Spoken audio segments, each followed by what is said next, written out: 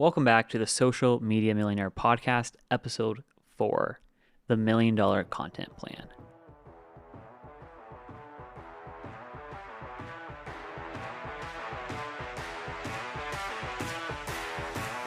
This is the Social Media Millionaire Podcast, where we are shaping the new era of millionaires.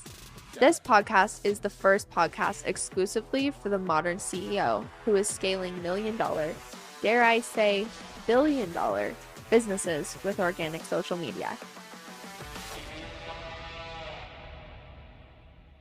Those of you who have been following us for a while have actually probably got this freebie before. It's one of our offers and one of the things we're actually pretty proud of. And it dates way back to the spring of 2021. And surprisingly, it dates back to, quite a ways after TikTok had already blown up a bit. And even after Kinda and our business had started growing and posting on social media as well. So the $1 Million Content Plan is exactly what it sounds like. It really is the strategy that we follow to scale to over 7 figures within 12 months. And this is the exact same strategy that we teach all of our clients in Traffic to Income and now in Social Media Millionaire Content Mastery program. So this, like Soren said, is something that we are super proud of. And I always want to preface when we talk about the content plan, just kind of explain the intentionality behind it. So the content plan as it stands is one infused with sales psychology to ensure that the content that you're posting is not only consistent but impactful and is actually driving sales and revenue for your business, which is ultimately the point. Views don't mean anything if you're not making sales. And the second piece of this is it really, really hits home to one of the core problems that a lot of business owners have, which is consistency in their content. So not just having hard-hitting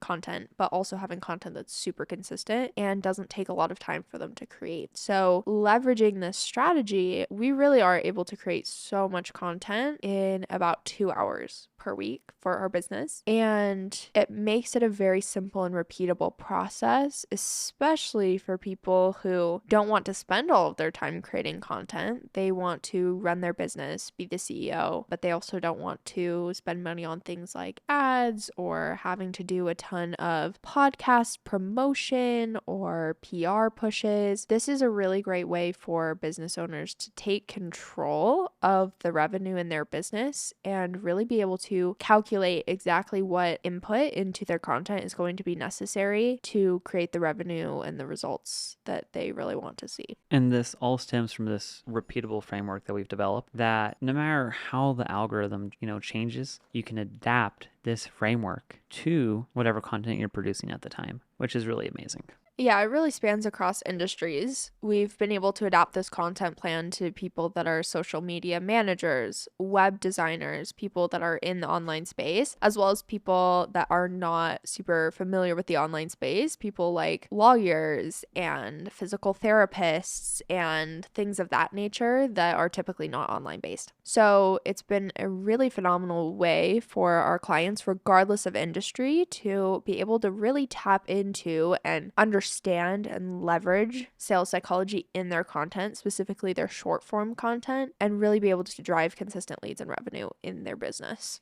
So let's get into it. What does that look like? So all of this starts with the annual breakdown, which is where you really want to look at from a bird's eye view at the beginning of the year, all of your launches, promotions, holidays, really take it by month and see what's going to be coming up, what you're going to be launching or promoting in every month of the year. Now, I assume since this is going to come out in March, if you're hearing about this for the first time, you shouldn't wait until January to implement it, right? Right. So this can also be implemented when you're looking at your quarterly planning, right? You can take it as a step at a time if you need to, but for us, we do it at the beginning of the year. For our clients, we have them implement it as soon as they start working with us.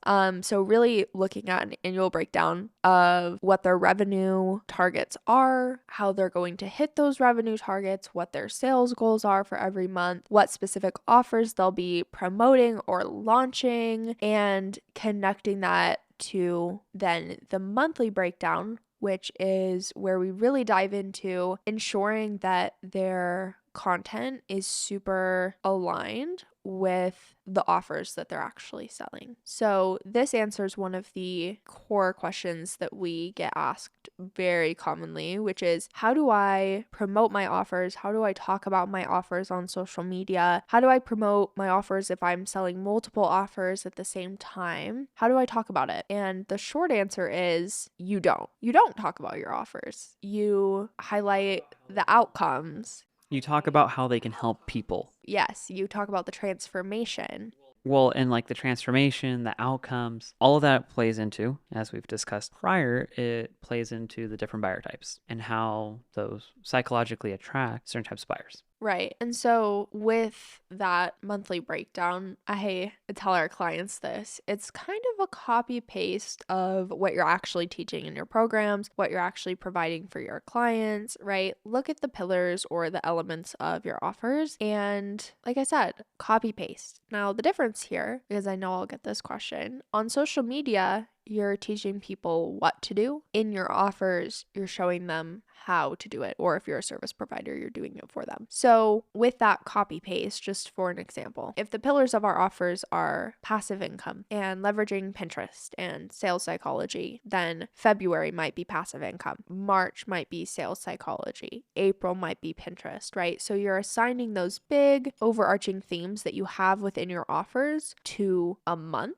And that will allow you to, one, be super targeted in your marketing and know exactly what's activating people and what people need from you when they are coming to you. And it also allows you to create a really simple structure to follow where you can talk about everything that you want to share, everything that's important to you to share that's a part of your offer. We'll get to that, but we're not doing it in one video or even a handful of videos. We're spreading it out over the year. So a huge tip or bonus piece of advice that I can give you, get really comfortable with the fact that not everyone needs to know everything about you and everything about your offer to convert. And you don't have to give all of the information that you want to give in one foul swoop. It's okay if it takes you multiple months or quarters or even a year to unpack all of the different topics that you want to talk about on social media. There's things that, even with as much content as we create, there's things that I have yet to touch or unpack on social media that are in our plan for later in the year that you guys just haven't even seen yet. And yet we're able to drive consistent traffic. We're able to see consistent sales. And it really allows us to settle into and create some stability within our marketing.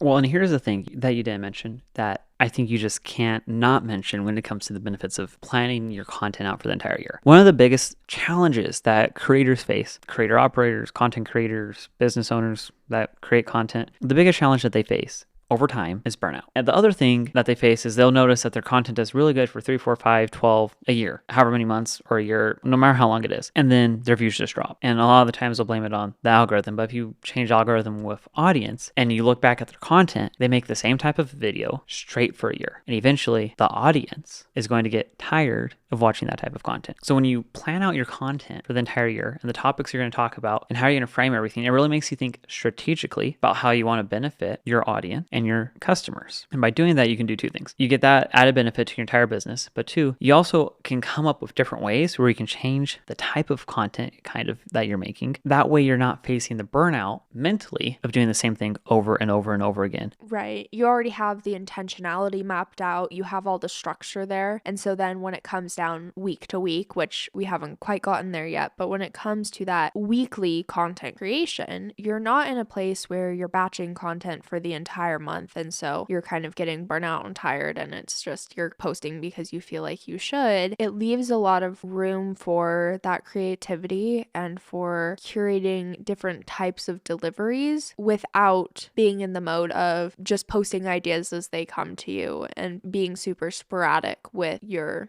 posting schedule. Now, this isn't to say that once you map everything out that you're locked in halfway through the year and you're doing your quarterly planning and you decide you want to scrap everything, great, do that. Or that you realize the markets have changed, that consumer behavior has changed, or something has happened. You obviously adapt your plans. But by having the foresight, you can obviously plan all of that out ahead and it just builds. It just builds upon your success because just by writing it down, you're 80% more likely to find success in doing it. So there's obviously a lot of benefits from just taking advantage of this aspect of planning everything out from the annual breakdown perspective. Well, and the other thing is that with being an entrepreneur and with the online space, when you break it all down to the simplest of terms, ultimately what people want from us is security. They want stability. They want to feel safe and comfortable in the fact that they're going to be able to make consistent sales. Which all you're doing here is you're doing that by creating a system around how you create your content and a process that you can repeat. The thing with this process is that, like Soren said, you're not locked into it, right? You can change, but you start your planning by looking at the big picture of where you're going, where your end targets are. And then you break down month to month how you're actually going to achieve that. So you work backwards from the actual targets that you're wanting to hit. And this also protects you and your business from the ebbs and flows of social media, of the algorithm, of the things that happen when you're on social media, right? You may have a slow week. You may have a couple videos that don't perform as well, right? But you have a very intentional and psychology backed strategy that will deliver for you. So even if you have a slow video or a slow week, you're not off target. You're not in shambles, right? You have that security there because you know that it's research backed, it's time tested, right? So you're able to feel really stable with that. So let's move on from the monthly breakdown. So once you've determined and kind of paired the different elements, or some people call them pillars, of your offers and connected that to what makes sense with what you're launching when, what promotions are happening, what holidays, Black Friday, etc. Then we move into the more micro breakdowns, which is the content lenses. And this is where we bring a lot of the psychology into the content plan. So when you're looking at a quarterly and then a monthly basis, the way that our structure is broken down, and again, there's malleability within this, you can shift it to work for your brand, but we break it down on a weekly basis with each of the content lenses. So basically, what that means is we have a recurring structure every single month that our content goes through that takes people through week 1, which is problem awareness, week 2, which is agitation, week 3, which is solution, and week 4, which is the personal connection. And as we go through this weekly process every single month, 2 things are happening. 1, you are doing a lot of outreach with that problem aware content. You're bringing new people into your audience, and then you are nurturing them through the different buyer stages, because each of these lenses of content are directly aligned with the customer journey. At the same time that you are warming or nurturing your new audience, you're also speaking to each of the 4 different buyer types, because each of the 4 different buyer types tend to be more activated by one of the content lenses versus the others. Now, I'm not going to unpack all the connections there. That's something we'll be unpacking in our Social Media Millionaire Content Mastery program. But just know that the structure and following this process, again, proven process to bring someone through the customer journey, and it makes it very easy. It takes the guesswork out of it. And so that's a little bit of the psychology behind that specific structure. Now, beyond the content lenses, so you've got all of your problem aware videos going out one week, all of your agitation videos going out another week, and so on. Each individual video is going to need to also be backed with psychology. So the way you are delivering that video needs to be activating to your audience. It needs to speak directly to their symptoms, which is where a really, really good understanding of who you're speaking to and what their current reality looks like really comes into play. So when we're talking about like the videos and the planning, all of that being based off of psychology, you don't have to be an expert in psychology to really apply any of this. In fact, if you've ever used one of those fancy smanchy hooks that start with like the letter U, like 5 things you didn't know, or you didn't know this about XYZ, for example, that is already playing into like a psychological principle. It's just a study of how people react to certain things. So by understanding that, And just knowing that when we're referring to the psychology, we're referring to how people react to these different types of content. So knowing that, it makes it a lot less, we use that word because it sums all of it up, but it's not something you should be afraid about or confused about when you're making this content, or feel like you can't make content following the $1 million content plan because you don't understand the psychology of it. That's why we have the trainings and the programs that we do, because it's not something that's readily available, right? If you just do a quick Google search about the 4 buyer types, there's not very much information that comes up. So unless you want to go find books to read and do the research yourself, it is very difficult to find this information, and it's near impossible to find this information as it applies to short form content, which is where we come in. Or social media in general. So each of the content lenses, exactly what Soren was saying, we're really looking at how they activate different people, right? And what buyer types they really speak to the most. Right? Now, the content lenses essentially is in sales psychology what's called the framing effect. It's a type of framing where essentially you're taking the exact same topic and you are framing it in different ways so that it's more activating to certain people. So I'll give you an example breakdown of this because I know this is always a hot question for people, and we did a breakdown of this in the most recent Social Media Millionaire membership Q&A. And so the example I gave with each of the content lenses that I'm sure you've seen if you watch my content is one of our Pinterest videos, right? So one of the key things that I talk about is the fact that many business owners are missing out on a lot of free traffic by not leveraging Pinterest within their content strategy because it's a search engine, not a social media platform, right? You've heard the spiel. So the problem aware example of this video would be one of my videos where I'm just simply making people aware, right? If you're struggling to get leads in your business, you're not seeing consistent sales, then something that you could try is getting on Pinterest. Here's why. And so you're really just shifting the perspective or making people aware. Another example of that with my Pinterest video is I made a video saying kind of the same thing. If you are not seeing consistent sales in your business, a lot of people think that it's because they're not reaching the right people, and you could alleviate that problem by getting in front of people that are actively searching for what you're posting by leveraging a search engine, which is Pinterest.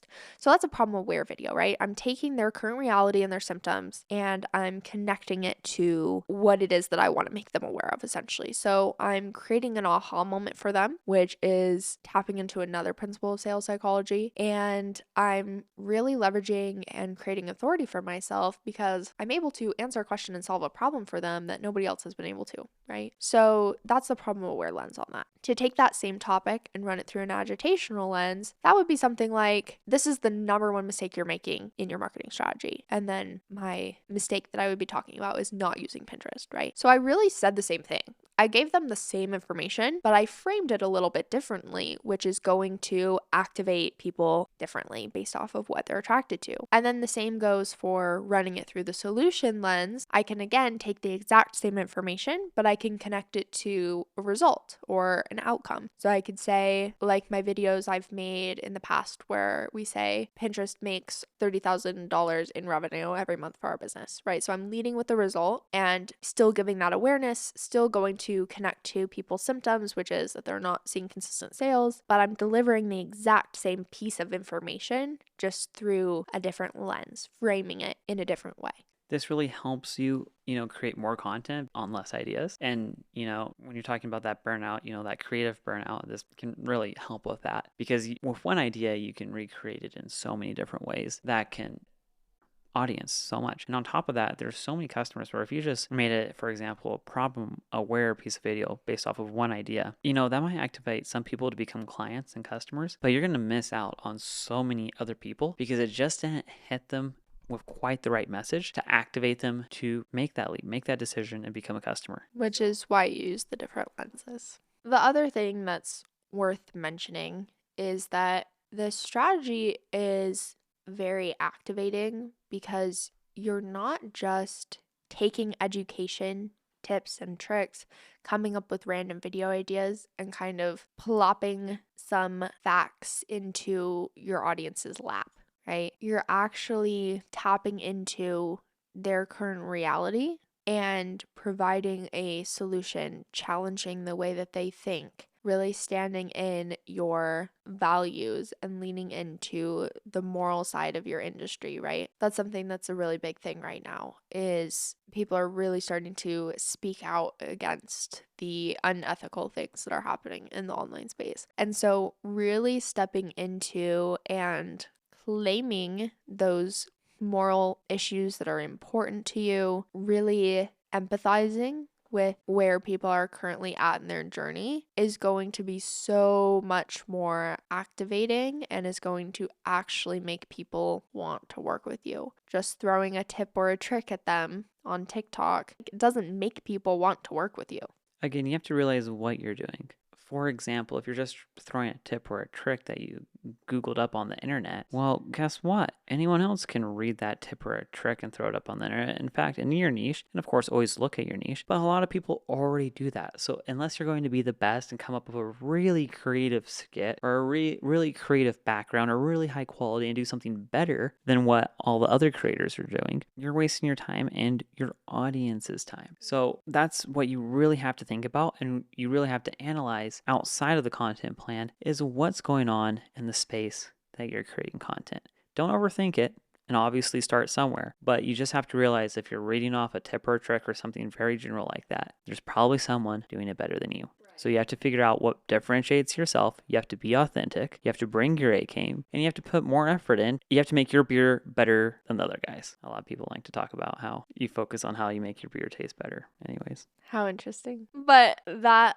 brings us to the fourth sort of element of the weekly strategy, which is your personal connection and your personal brand. Exactly what Soren was saying. This is really the most important piece because if you're a fitness coach, there's only so many things that you can talk about, right? There's only so many diets and exercises and ways you can lose weight, right? If you are a mindset coach, there's only so many exercises and meditations and journal prompts that you can really throw out there. If you are a real estate agent, there's only so many ways to go about buying a house, you know? You can only talk about an FHA loan so many times. Now, does that mean you should stop talking about it? Absolutely not, because there's always new first-time home buyers in the market, but this shouldn't be all your content. But the personal connection is really what's going to differentiate you from the crowd. People want to buy from people that have similar values, similar life experiences, and ultimately buyers want to see themselves in your story because that's really what helps them to know that whatever you're selling can work for them too, right? That's the number one question that you're answering for people. It's not just can this work? It's will this work for me? And so bringing in those personal connection points, really standing in what makes you different, what elements of your personal story have brought you to this place, have made you interested in what you're doing. That is really what's going to differentiate you from all the other people that are talking about the exact same things that you are. Because it's not that you have the most insane, unique, different strategy in the whole world, right? It's that people want to work with you because they connect with you. And we talk about being authentic so much and being who you are, but you can boil all this down and sum all of it up with developing your own personal brand. And when people see you and see your content, they should be able to recognize that it is you just from the type of content that it is and what your personal brand is. Right. And it's really important to also, before even doing the content plan, to really unpack what it is that has brought you to this point. What were the turning points along your journey that other people can connect with? And how you can turn those stories from your life, turn that into content and run it through the different content lenses and learning experiences. Exactly. And break it down and use those stories to activate your audience into becoming customer or into activating someone who is not in your audience, who is someone who is viewing your content for the first time, to do that painstaking task of hitting the follow button. Well, and that's why we are going to be spending half of the first month of MCM really unpacking that, is because a lot of people don't know what's interesting about them. A lot of people don't know what those turning points were or what people can really connect with about them. For those of you who don't know, MCM is our new program. would you like to go over what exactly it's called and what it walks you through? I've mentioned it a couple times in the episode, but MCM is the Social Media Millionaire Content Mastery, and it's a 3-month, I guess you could call it a mini mind, that is really going to help people hit home to their personal brand, what differentiates them in their industry. We'll be crafting a custom $1 million content plan for every single person within the program. So you'll leave with 12 months of content. And then in the final month, we'll be really deeply diving into the principles of sales psychology, a deep understanding of what each of them are, how they work, and how to leverage them in your own content as well as in the sales conversations that you are having. And we'll also be doing a deep dive into the 4 buyer types along with that. So it's going to be a really fun ride. And I think MCM is going to be an amazing program for people who are currently solopreneurs, struggling, that want to become entrepreneurs, want to build a team out, but haven't really figured out that sales/content aspect of being able to get their brand name out there, get their name out there, bring leads in, and close. And actually make sales. Yeah. I know it's going to be a hit because we had so many applications and people sign up before we ever even announced what the program was. That feedback has been really amazing. So yeah, now that we're actually even publicly selling it, the response has just been massive. So I know it's going to be huge. And it really goes back to, I even hit home to this on my story yesterday. Really what people want, again, above all else, is stability. They want to know exactly what they need to do, exactly what they need to post, and know with certainty that they can generate the same amount of sales next month that they did this month, or even more. And that's really what we're going to be uncovering in the program. So I'm really excited about that. And that brings us to kind of our final point to wrap all of this up, which is the best way to start implementing this in your content right now is to look at the next quarter. We're coming up on quarter 2. And so I would recommend sitting down, do a brain dump of anything that you're launching, selling, promoting, what your sales targets are, what your revenue goals are for each of those offers, and then break down the next 3 months of the key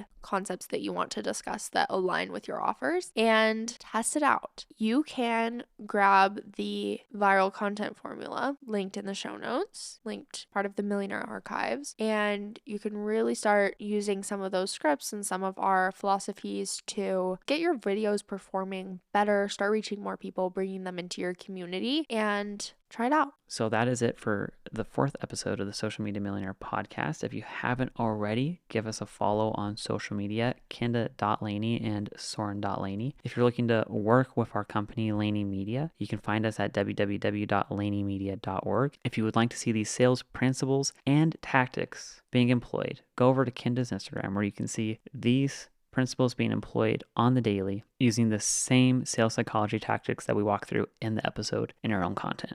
Be sure to stay tuned for episode 5 coming out next week. Thanks for being here.